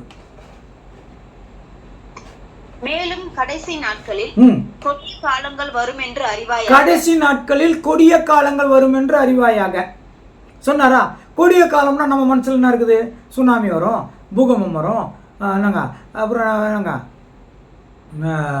பெரிய பெரிய மழைகள் வரும், வேற என்ன இருக்குதுங்க, அப்படித்தான் நம்ம யோசிக்கிறோம். பூகம்பம், சுனாமி, கொள்ளை நோய், போர், இதெல்லாம் நடக்கும் தானே யோசிக்கிறோம். ஆனால் அங்கே என்ன சொல்லிட்டாங்க, மறுபடியும் வாசிக்கலாங்க, கொடிய காலங்கள் வரும் என்று. கொடிய காலம், அந்த கொடிய காலம் என்னன்னு அடுத்தது சொல்றாங்க, வாசிக்கலாம். எப்படின்னா மனுஷர்கள் தற்பிரியராயும். தற்பிரியர். இப்போ இதை வெளியில யோசிக்க வேண்டாம், உலகத்தால் அப்ளை பண்ண வேணாம், நம்மளே அப்ளை பண்ணிப்போம், சபைக்குள்ள அப்ளை பண்ணிப்போம். தற்பிரியராய் இருக்கிறாங்களா சபைக்குள்ள? அப்புறங்க பணப்பிரியர் ஆயிடுச்சா, வீம்புக்காரர் ஆயிடுச்சா, அகந்தை உள்ளவர்கள் வந்துட்டாங்களா, தூஷிக்கிறவர்கள் வந்துட்டாங்களா, தாய் தகப்பன்மாருக்கு கீழ்ப்படியாதவர்களாயும். பெற்றோர்களுக்கு கீழ்ப்படியாதவர்கள் இருக்கிறாங்களா சபைக்குள்ள? எல்லாம் சபைக்குள்ள நான் சொல்றேன். அப்புறங்க நன்றி இல்லாம இருக்கிறாங்களா, தேவன் மேலே நன்றி இல்லை, நன்மை செய்த தேவனே விட்டாங்க. அப்புறங்க பரிசுத்தம் இல்லாம இருக்கிறாங்களா, சுபாவ அன்பு இல்லாதவர்களாயும், இணங்காதவர்களாயும், அவதூறு செய்கிறவர்களாயும், இச்சையடக்கம் இல்லாதவர்களாயும், பொறுமை உள்ளவர்களாயும், நல்லோரை பகைக்கிறவர்களாயும். இதெல்லாம் சபைக்குள்ள இருக்குதா, நல்லோரை பகைக்கிறவர்களாயும், அப்புறங்க துரோகிகளாயும், துணிகரம் உள்ளவர்களாயும், இருமாப்பு உள்ளவர்களாயும், தேவ பிரியராயிராமல் சுகபோக பிரியராயும், தேவ பக்தியின் வேஷத்தை தரித்து அதன் பலனை மறுதலிக்கிறவர்களாயும் இருப்பார்கள். வேஷத்தை தரித்து பணம் பணம் பணம் பணம், அதுதான் இன்கம். ஆனா தேவன் சொல்ற வார்த்தை அது வேணாம், அது வேணாம். பணம் வர்றதுக்கான என்ன சொல்லணும், அதுதான். நான் ஒரு சபையில் ஒருத்தரை வந்து நீங்கள் ஒழுங்காக வாங்கன்னு சொன்னால் அவர் எனக்கு பணம் தர மாட்டார். வேணாம், அவர் ஒழுங்கு இல்லாமே இருக்கட்டும், எனக்கு பணம் வந்தால் போதும். இதுதாங்க அந்தி கிறிஸ்துவோட கூட்டம். இந்த லிஸ்ட்டு பார்த்தோமே, இந்த கேரக்டர் தான் அந்தி கிறிஸ்துவோட கூட்டத்தார். இவங்க தான் பேர் கிறிஸ்தவர்கள். இதுக்கு ஆப்போசிட்டாக தான் நம்ம நடக்கணும். இதுதான் கொடுமையான காலம் வந்துச்சா சபைக்குள்ள. அப்போ இங்கே உண்மையானவர்களுக்கு என்ன வேலை இருக்குது, அப்புறங்க என்ன வேலை இருக்குது, அங்கேயே சொல்கிறாங்க பாருங்க, கண்டினியூ பண்ணலாம். இப்படிப்பட்டவர்களை நீ விட்டு விலகு. அதான் முடிவு, வேற வழி கிடையாது. விட்டு விலகு. எதை விலகுனா, அவங்கள விட்டு விலகு போகிறதுல யூஸ் இல்லை. இங்கே விலகுன்னா இன்னொரு இடத்துல அதே கரடி தாங்க இருக்கும். இங்கே கரடி இருக்கும், அங்கே சிங்கம் இருக்கும். அவ்வளோதான் வித்தியாசம் இருக்கும். தவிர வேற என்ன இருக்கும்? இந்த சபையை விட்டு அந்த சபை போனால் அங்கே ஒரு காட்சி, இங்கே ஒரு காட்சி இருக்கு. இல்லை, தேவனுடைய சத்தியத்துக்குள்ளே இருக்கணும். அதுலேருந்து மாறக்கூடாது. நீ என்னென்ன பண்ணிக்கோ. இல்லைங்க, நீ இப்படி தான் இருக்கணும், இப்படி தான் இருந்தால் என் சத்தியது நீ என் சபைக்குள்ளே இருக்கணும். எல்லாம் போனால் அப்போ அது தேவன் சபையில் அப்போ வெளியே வந்துடும். இதுதான் தேவனுடைய, இது இயேசு கிறிஸ்துவும் சொல்கிறாருங்க மத்தேயு புஸ்தகத்தில். மத்தேயு 24:12 வாசிங்களேன். மத்தேயு 24:12. அக்கிரமம் மிகுதியாவதினால் அநேகருடைய அன்பு தணிந்து போகும். அக்கிரமம் மிகுதியாவதினால் அநேகருடைய அன்புனாவான். அக்கிரமம் மிகுதி ஆயிடுச்சு. இப்போ ரொம்ப என்னங்க, ஐயோ ஒரு கிறிஸ்துவர்ப்பா, ரொம்ப நல்லவர்ப்பா அப்படின்னு வந்தா இந்த முதல்ல பார்த்தோமே அந்த லிஸ்ட்ல இருக்கிறாங்க. அப்போ இவ்வளோ நேசிச்சவங்க என்ன ஆயிடுச்சு? சே, என்னையா இவங்க மற்றவங்க மாதிரி இவங்க கிறிஸ்துவன்றவங்க, இவங்களும் இப்படி ஒன்றா தாங்கிறாங்க. அன்பு ஆயிடுங்க. அதனாலேயே தனிந்து போகும். அக்கிரமம் ஆயிடுச்சு, மிகுதி ஆயிடுச்சு. இல்லைங்களா? பயங்கரமான நாட்களுக்குள்ள இப்போ ஆயிட்டோம், வந்துட்டோம். இப்போ சான்ஸ் கொடுக்குறாரு. இதே இடத்துல நாமளும் இருக்கிறோம். இதே அந்தி கிறிஸ்து குற்றத்தார் தான் நம்ம. ஆனால் தேவன் நம்ம கண்களை இப்போ திறக்கிறாரு. ஆமாம்பா, கரெக்டு நீங்கள் சொல்கிறது, நான் அப்படித்தான் இருக்கிறேன், நான் அப்படித்தான் நடந்திருக்கிறேன் அப்படின்னு உணர்த்து பாருங்க. அந்த உணர்த்தது தான் பரிசுத்தாவினுடைய உணர்த்துதல். இல்லைங்களா? அது ஒன்று பரிசுத்தாவில நிரம்புறதுனா அப்படியே ஆவில ஒன்று கத்தி குதிக்கிறது இல்லை. அது சகல சத்தியத்திலும் வழி நடத்தும். அதுதான் பரிசுத்தாவி நிரப்பப்படுது. பரிசுத்தாவி நிரப்பப்படுதுன்னு அநேகர் நினச்சிக்கிறாங்க, எகிரி இருக்குதுங்களா? சகல சத்தியத்திலும் வழி நடத்தும். இப்போ பரிசுத்தாவின் மூலமாக உணர்த்தப்படுறோம். ஆமாம், இந்த லிஸ்ட்டில் நான் இருக்கிறேன் அப்படின்னு நான் அந்தி கிறிஸ்து கூட்டத்தில் இருக்கிறேன், நான் உணர்த்தப்பட்டால் அடுத்த வேலை செய்யணுங்க. இனி எனக்கு அது வேணும். அந்த காரியத்தையும் 18வது வசனத்தில் சொல்கிறார். வெளிப்படுத்தல் 18வது வசனம், 18ஆம் அதிகாரம். வெளிப்படுத்தல் 18 போயிருங்க. ஓகே, 2லேருந்து வாசிக்கலாம். 18:2. அவன் பலத்த சத்தமிட்டு, மகா பாபிலோன் விழுந்தது விழுந்தது, அது பேய்களுடைய குடியிருப்பும் சகலவித அசுத்த ஆவிகளுடைய காவல் வீடும் அசுத்தமும் அருவருப்பும் உள்ள சகலவித பறவைகளுடைய கூடுமாயிற்று. மகா பாபிலோன், அதான் பாபிலோன் பேர், கிறிஸ்து சபை பேர் தான் பாபிலோன். மகா பாபிலோன் விழுந்தது, போயிட ஒண்ணுமே இல்லாமல் போயிடும். டோட்டலாக காலி ஆயிரும். எவ்வளோ காலி ஆகுதுன்னு நான் இந்த வருஷம் இந்த அதிகாரத்தில் படிக்கலாம். நான் ஒன்று பார்க்க சொல்கிறேன். நீங்கள் 18ஆம் அதிகாரம் ஃபுல்லாக படிச்சு பாருங்க, உங்களுக்கு புரிஞ்சிடும். இப்போ படிச்சிங்கன்னா உங்களுக்கு நிறைய புரியும். மகா பாபிலோன் விழுந்தது, அது பேய்களுடைய குடியிருப்பு. கிறிஸ்துவம் இல்லைங்க, துர்போதனை இருக்குது. பேய்கள்லாம் நாங்கள் துர்போதனை இருக்குது. சகலவித அசுத்த ஆவிகளின் காவல் வீடு, அங்கத்தான் அங்கே உருவாருது. அவங்க பாதுகாக்கிறதுல அசுத்த ஆவிகள் பாதுகாக்கப்படுகிற இடம். இல்லைங்களா? பறவைகளின் கூடு. இது இயேசு கிறிஸ்து முதலே தீர்க்கதரிசனமாக சொன்னார். இல்லைங்களா? கடுக்கு விதைக்கு ஒப்பா இருக்குது. அது ஒரு விதைச்சி அது பெரிய மரமாகி நிறைய கிளைகள் உருவான பிறகு அதில் ஆகாயத்து பறவைகள் வந்து என்ன பண்ணோம்? கூடு போட்டுறோம்.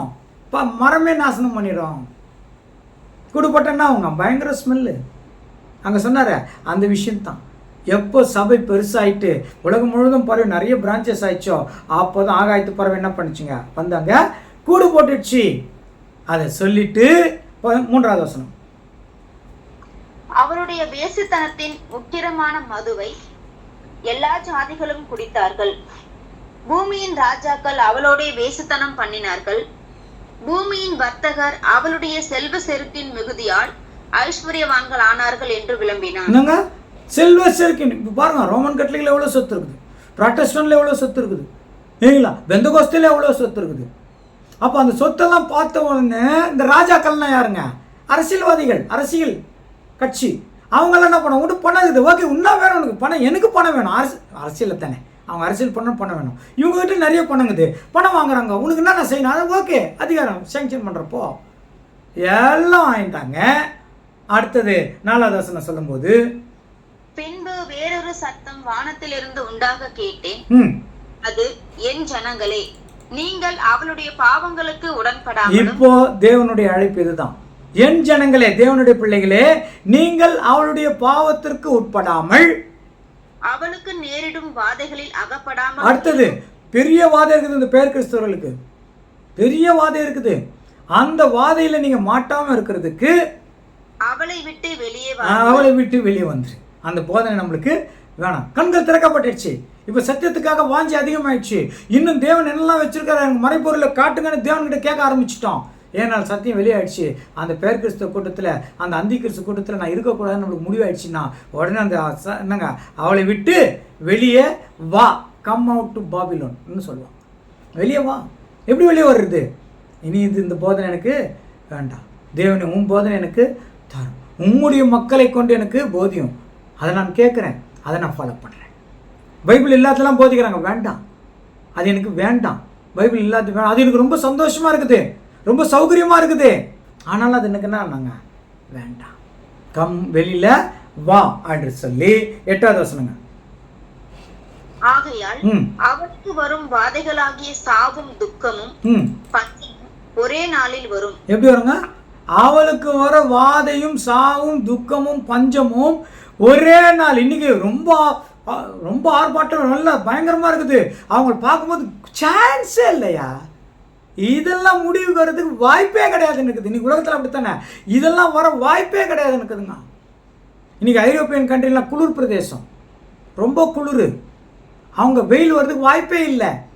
அதனால் அவங்களுடைய ரூமே இல்லை டபுள் லேயர் போட்டிருப்பாங்களாம். ஒரு சொட்டு குளிர் கூட உள்ளே வரக்கூடாது. உள்ளே கதை கதை கதை கதை கதைன்னு இருக்கணும். ஆனால் இன்றைக்கி அப்படியே ஆப்போசிட் ஆகிட்டு 40 டிகிரி 48 டிகிரி அங்கே வெப்பம் வந்துச்சு. 40 42 வந்துச்சு. இவங்க ரூமெல்லாம் ரொம்ப கதை கதப்பாக பண்ணாங்க இல்லையா? இப்போ என்ன ஆயிடுச்சு தெரியல, ஓவனில் இருக்கிற மாதிரி ஆயிடுச்சு. அங்கேயே வந்துடுறாங்க. வயசானவங்க குழந்தைங்களாம் என்ன ஆகிட்டாங்க, செத்துடுறாங்க. இவங்களுடைய எல்லா காரியங்களும் அந்த குளிருக்கு ஏற்ற மாதிரி வச்சுருந்தாங்க. இப்போ ஹீட்டு ஜாஸ்தி ஆனாலும் இவங்க போட்டுக்கிற செருப்பு கூட உருகுது. நியூஸில் பார்த்தா தெரியும். நாங்கள் ஸ்டேட்டஸில் கூட அதை போட்டிருந்தேன். ஏன் உருகுது? அது விளக்கம் கொடுக்குறாங்க. அந்த மாதிரி இவங்க செட் பண்ணிட்டாங்க. இவங்க எதிர்பார்க்கல. நம்மளே யோசிக்கவே முடியாது, இப்படி ஆவலும் யோசிக்க முடியாது. அதே இதெல்லாம் எதுக்கு காட்டுறாங்கன்னா, இந்த அந்தி கிறிஸ்து பேர் கிறிஸ்து சபைகள் கூட ஒரு நிமிஷத்தில் ஒன்றுமே இல்லாமல் போயிடும். ஒரு நிமிஷம் எல்லாம் நாங்கள் அங்கே போயிடும். ஒரே நாள் எதுவுமே இல்லைங்க, நாங்கள் அங்கே போயிடும். அப்புறங்க அவள் அக்னியினாலே சுட்டரிக்கப்படுவாள். அக்னினால சுட்டரிப்புன்னு என்ன தெரியுங்களா? எதையும் அக்னியில் போட்டீங்கன்னா பொசுகிற இருக்கிற இடம் தெரியாமல் போயிடும். அதான் அதை இருக்கிற இடம் தெரியாமல் போயிடும். அவளுக்கு நியாய தீர்ப்பு கொடுக்கும் தேவனாகிய கர்த்தர் வல்லமை உள்ளவர். அவளுக்கு நியாய தீர்ப்பு கொடுக்கும் தேவனாகிய கர்த்தர் எப்படி இருக்கிறாருங்க? வல்லமை உள்ளவர். அப்போ அவர் நியாயம் தீர்ப்பார், கட்டாயம் நியாயம் தீர்ப்பாருங்க. அவர் வந்து நீதியான தேவன். அவர் நீதியை சரி கட்டாமல் இருக்கவே மாட்டார். இந்த கட்டாய நீதி என்ன பண்ணுவார்? சரி கட்டுவார், யார் என்ன பண்ணாலும். ஆனால் இப்போ நம்மளுக்கு சான்சஸ் இருக்குது. தேவன் கிருபை கொடுக்குறாரு அவருடைய மக்களுக்கு, அவருடைய பிள்ளைகளுக்கு ஒரு வாய்ப்பு கொடுக்குறாரு. போதனைகள் இப்படிலாம் இருக்குது, நீ அதுலேருந்து வெளியே வா. வேதத்தில் சொன்ன மாதிரி இருக்குதா கேட்டுக்க, ஜெபம் பண்ணு. யார் மூலமாவது தேவன் நம்மளோட கூட பேசுவார். தேவன் தான் நம்மளை ஒருங்கிணைக்கும். 10வது வசனம். அவளுக்கு உண்டான வாதையினால் பயந்து தூரத்திலே நின்று, ஐயோ பாபிலோன் மகா நகரமே, பலமான பட்டணமே, ஒரே நாழிகையில் உனக்கு ஆக்கினை வந்ததே என்பார்கள். ஒரே நாளில் ஆக்கினை வந்தது. யாருங்க? எவ்வளோ பெருசு, சான்ஸே இல்லை, இது போவே போவாது. டைட்டானிக் கப்பல் அப்படித்தான் நினச்சாங்க. முழுகாது, நாங்கள் முழுகிச்சு இல்லைங்களா? அப்படி இது போவே சான்ஸ் இல்லை. எவ்வளோ இருந்தாங்க, எப்படிலாம் இது எப்படிங்க அப்படின்னா ஒரு நாழிகை டக்குன்னு எல்லாம் நன்றோம். அப்போ ஜனங்களே அவங்க ஐயோயோன்னு கத்துவோம். ஐயோயோ இன்னொரு அது அதுதான் தேவனுடைய வல்லமை. எவ்வளோ நாள் போத விட்டாரு. கிளைகளும் கோதுமையும் வளர்றதுக்கு விட்டாரு. அதுக்கும் தண்ணி, களைகளுக்கும் தண்ணி, கோதுமைக்கும் தண்ணி, அதுகளுக்கும் ஊட்ட, சத்தியத்துக்கும் ஊட்ட விட்டார். வளர்ட்டோம், ரெண்டும் வளரட்டும். எவ்வளோ வளரட்டும். கடைசி நாட்கள் வந்துடுச்சு. இப்போ களைகளை அறுத்து அக்னியில் போடுவார். அந்த வேலை நடக்க ஆரம்பிச்சிச்சு. இப்போ தேவனுடைய மக்கள் ஒரு பக்கம் கோதுமையாகும், களைகள் ஒன்றா சேர்ந்துட்டு வராங்க. கட்டுகளாக கட்டுறாங்க, ஒன்றா சேர்றாங்க களைகள்லாம் இல்லைங்களா? அப்படி தான் ரோமன் கேத்தலிக்கு, ப்ராட்டஸ்டன்ட்டு இல்லைங்களா? முதல்ல ரோமன் கேத்தலிக்கு மீட்டிங்கில் ரோமன் கேத்தலிக் இருப்பாங்க, பெந்தகோஸ்தே மீட்டிங்கில் பெந்தகோஸ்தே, ப்ராட்டஸ்டன்ட் மீட்டிங்கில் ப்ராட்டஸ்டன்ட். இப்போ என்ன ஆயிடுச்சு தெரியுங்களா? ஒரு மீட்டிங் இருந்தால் இப்போது பெந்தகோஸ்தே மீட்டிங், ரோமன் கேத்தலிக் அதெல்லாம் கிடையாது. கிறிஸ்துவ மீட்டிங், கிறிஸ்துவ கூட்டம். என்ன கிறிஸ்துவ கூட்டம்? அங்கே யாருங்க? ரோமன் கேத்தலிக்லேருந்து ஒருத்தர் வந்துடுறாங்க. அப்புறம் சிஎஸ்ஐ அதுலேருந்து ஒருத்தர் என்ன பண்ணுறாங்க? ப்ராட்டஸ்டன்ட் அதுலேருந்து ஒருத்தர் வந்துடுறாங்க. அப்புறம் பெந்தகோஸ்துலேருந்து ஒருத்தராங்க, 3 இல்லாமல் 4வது ஒருத்தர் வராங்க. யார் தெரியுங்களா? அந்த கூட்டத்துக்கு ஒரு அரசியல்வாதி. இயேசு கிறிஸ்து சப்போர்ட்டு போய் இப்போ அரசியல் சப்போர்ட்டை தேடிட்டு இருக்குதுங்க கிறிஸ்துவம். இதுதான் சொன்னாங்க, ராஜாக்கள் கூட சேர்ந்துக்குவாங்க சொன்ன தீர்க்க தரிசனம் இது. இது சிம்பிளாக நம்ம நாட்டுக்குள்ளே பார்க்குறோம். உலகம் முழுவதும் அதான் நடக்க போகுது, நடக்க ஆரம்பிச்சிச்சு. இது பப்ளிக்கெல்லாம் தெரிய போகுது. ஒரு நாழிகையில் என்ன ஆகிட போகுது, எல்லாம் போயிடும். 16வது வசனம் வாசிங்களா? அதில் 16. ஐயோ, சல்வாவும் ரத்தாம்பரமும் சிவப்பாடையும் தரித்து பொன்னினாலும் ரத்தினங்களினாலும் முத்துக்களினாலும் சிங்காரிக்கப்பட்டிருந்த மகா நகரம் பாருங்க. ஐயோ, நீ ரத்தாம்பரம் இல்லைங்களா, சிகப்பாடை, பொண்ணு, ரத்தினம், முத்துக்கள் எல்லாத்துலயும் என்ன அப்புறமா எவ்வளோ பணக்கார கிறிஸ்துவனா அவ்வளோ பணக்காரங்கள். அது நான் சொல்றது பொதுவான கிறிஸ்துவம். ரோமன் கேத்தலிக் மட்டும் இருக்கணும், ப்ரொட்டஸ்டன்ட், மெத்தடிஸ்ட் எல்லாத்துலேயும் எங்க அது பெந்தகோஸ்து எல்லா இடத்துலையும் பணம் தான் முக்கியம், அந்த ஆடம்பரம் தான் முக்கியம். அந்த ஆடம்பரம்லாம் பார்த்தா ஐயோ இவ்வளோ ஆடம்பரமாக இருந்த நகரமே நான் மெயின் சிட்டி. ஒரு நாழிகையில் வாசிங்க, ஒரு நாழிகையிலே இவ்வளவு ஐஸ்வர்யமும் அழிந்து போயிற்றே என்று சொல்லி அழுது துக்கி இவ்வளவு ஒண்ணுமே இல்லாம போயிருங்க. தேவன் எல்லாத்தையும் தரமட்டமாக்கிறார். எல்லாருடைய சீக்கிரட்டையும், பேர்கிறிஸ்து சபைகளுடைய சீக்கிரட்டையும் தேவன் வெளியரங்கமாக்கி அந்த சபைகளை ஒன்று ஒன்றா கீழே இறக்கிட்டே வருவார். தேவனுக்கு உண்மையாக நிற்குது பாருங்க, அந்த சபை தான் நிற்கும். தேவனுக்கு நீதியாக நடக்குது பாருங்க, அதுதான் கடைசி வரைக்கும் நிற்கும். மற்ற எதுவுமே நான் போகிறதில்ல, நிற்க போகிறதில்ல, எல்லாம் விழுந்துடும். பேர்கிறிஸ்து சபைகளினுடைய முடிவு காலத்தை நோக்கி போயிட்டு இருக்கிறோம். இன்னைக்கு ஜெயிலில் ஒரு வார்டன் இருக்கிறாரு. அவர் சொல்கிறாருங்க, எவ்வளோ பாஸ்டர்ஸ் ஜெயிலுக்கு வராங்க தெரியுங்களா, ஒவ்வொரு பிரச்சனை இல்லைங்களா, அவர்களுடைய வேசித்தனம் அதுக்கு வந்திருக்கிறாங்க, பணம் ஏமாற்றிட்டு வந்திருக்கிறாங்க, சீட் ஃபண்டு மக்களை ஏமாற்றிட்டு வந்திருக்கிறாங்க. ஆனால் அதெல்லாம் நம்மளே வெளியே சொன்னால் நல்லா இருக்காதுன்றதுனால என்ன பண்ணுறதில்ல, அது அப்படியே விட்டுடுறோம். எவ்வளோங்க அப்படின்றாங்க. இன்னும் வருகிற காலங்களில் அதுதான் வெளியே வரும். அதுக்குன்னே ஒரு அரசாங்கம் வரும்.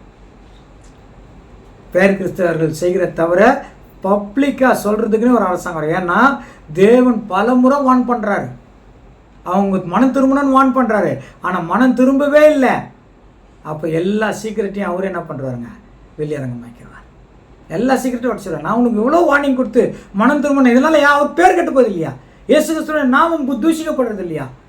அப்போ எல்லா ஐஸ்வர்யம் ஆயிடுங்க, அழியும். 21வது வசனம் வாசிங்களா அதுலங்க.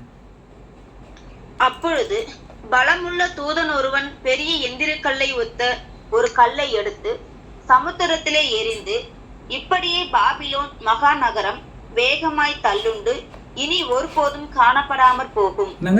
இனி ஒருபோதும் நாங்க இருக்கவே இருக்காது. தேவனுடைய ராஜ்யம் வந்துடும், மகா பாபிலோன் இருக்காது. அந்தி கிறிஸ்து யாருன்னு உங்களுக்கு புரிஞ்சிருக்கும் இல்லைங்களா. அந்த அந்தி கிறிஸ்துக்குள்ள தான் நாம கூட இருப்போம். தேவனுடைய வார்த்தை இருக்கும்போது மனசுக்கு தேவன் சொல்லுவார் இது தப்புன்னு, இருந்தாலும் அதை விட்டுட்டோம். ஐயோ நம்ம சபையில் சொன்னாங்களே, அங்கே சொன்னாங்களே, இங்கே சொன்னாங்களே, மனசில் அதை கை கொண்டிருப்போம். ஆனால் இனி அதை செய்யாதீங்க. உங்கள் மனசு தேவன்கிட்ட முதல்ல கொடுங்க. இயேசு கிறிஸ்துவை நிரப்புங்க அந்த மனசுக்குள்ளே. இயேசு கிறிஸ்துவை நிரப்பிட்டு வார்த்தையை கேளுங்க, உண்மையாக இருக்கும். பிசாசை நிரப்பிட்டு வார்த்தையை கேட்டால் அது பைபிள்லேருந்து தவறான போதனைகள் என்ன பண்ணுவாங்க. இயேசு கிறிஸ்துக்கே கொடுத்தான் தெரியுங்களா, நீ என் காலில் விழுந்துரு, உனக்கு என்னங்க இந்த ராஜ்யத்தை கொடுத்துட்றேன், இல்லைன்னா மேலேருந்து கீழே குதி, உன் கால் இடராதபடிக்கு என்ன பண்ணுங்க, தேவத்துவத்தில் காப்பாருன்னு பைபிள் இருக்குதே, சங்கீதத்தில் இருக்குதே, அது காப்பாரு வசனம் சொல்கிறானா. அதே மாதிரி வசனம் சாத்தானை உள்ளே வச்சுக்கிட்டு நீங்கள் பைபிளை படிச்சிங்கன்னா சாத்தான் நிறைய விஷயத்தை உங்களை குழப்பி உங்களை இல்லாமல் பண்ணிடுவான். நீங்கள் கேட்க வேண்டியது இயேசுவே எனக்குள்ளே வாங்க, இந்த பாஸ்டர் அந்த பாஸ்டர் இந்த ஊழியக்காரர் அதெல்லாம் வேணாம், நிறைய மிஸ்டேக் நடக்குது. இயேசுவே எனக்குள்ளே வாங்க. இப்போ சொல்லுங்கள், இப்படியே சொல்லுங்கள். இந்த ஆமோஸ்னு ஒருத்தன் பேசுகிறார், அது கூட நான் கேட்கல. இயேசுவே எனக்குள்ளே வாங்க, நீங்கள் உள்ளேருந்து அவர் சொன்ன விஷயத்த எனக்கு காட்டுங்க, இது காட்டி இது உண்மைன்னா நான் ஏற்றுக்கிறேன். நீங்கள் கேளுங்க தேவன்கிட்ட, தேவன் உங்களை ஆசீர்வதிப்பாராக. இந்த நல்ல நேரத்தை கொடுத்த பிதாவாகிய தேவனுக்கு இயேசு கிறிஸ்துவின் மூலம் நன்றி செலுத்துவோம்.